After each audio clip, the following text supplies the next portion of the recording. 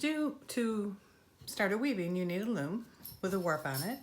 You'll need some waste yarn for spreading the warp, and you'll need a stick shuttle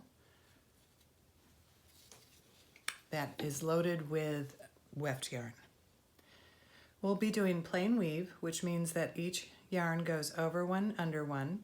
Each weft goes over one warp thread and under the next warp thread all the way across. Each warp thread also goes over one weft thread and under the next weft thread. On a rigid heddle loom, you have a heddle with holes in it. The holes control which threads are up and which threads are down. When the heddle is engaged, if it's threaded in a normal fashion, then alternating up with down will give you a plain weave.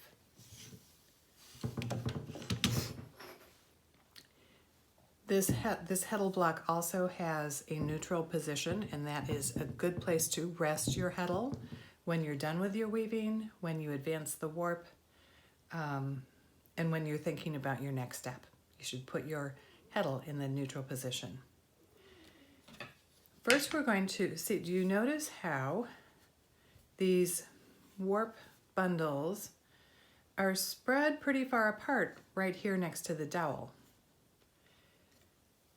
On the top of the warp by the heddle, it's very evenly spaced.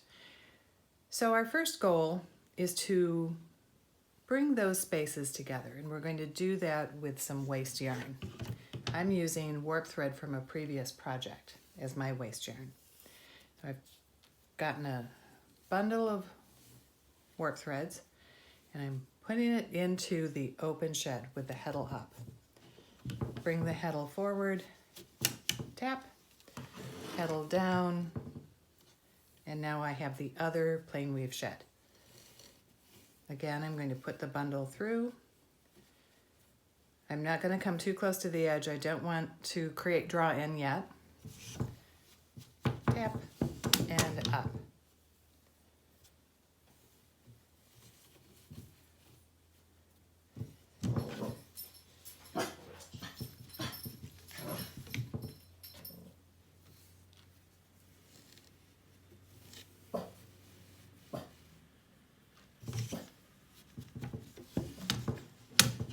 Getting better.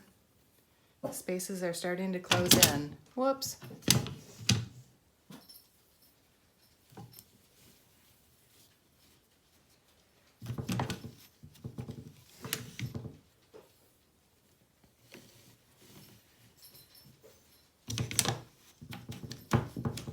There we go. I think that's pretty good.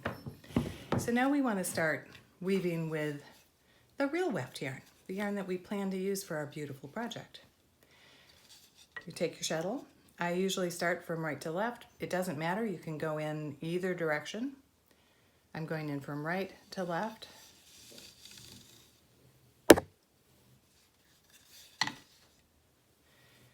And leaving a 4-inch weft tail. Pick up the heddle, make sure you're holding the heddle completely parallel to the loom. Tap that weft yarn into place. Now put the heddle down underneath the heddle block, and this is a good time to tuck in that little tail. You can leave a bit of it out if you'd like, or you can tuck it all the way into the shed. If you leave it out, of course, you're going to cut it off later. My heddle is still in the down position when I go back through from left to right with my shuttle.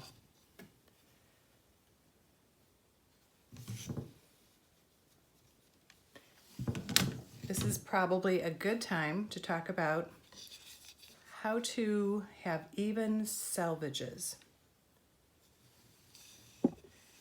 As you put your weft yarn through,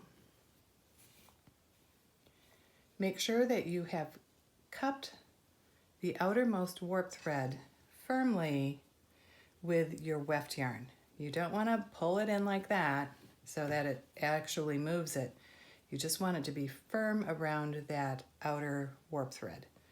And then you want your weft yarn to be on a 45-degree angle. These things vary a little bit from weaver to weaver in the yarn and the set and the pattern. Generally speaking, this is where you should start. And if you very consistently cut the edge thread and give it a 45-degree angle, oops, I had to tweak that one because it looked a little loose, you will get beautiful selvages. Having said that, beautiful selvages take time and practice, so don't be too hard on yourself if your first selvages are a little lumpy.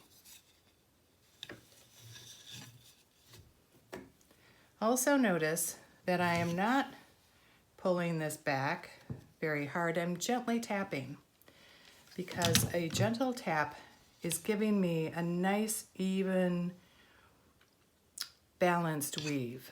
You can see the same amount of blue-green warp as you can see of the red-violet weft. And that, in this case, is what we're going for.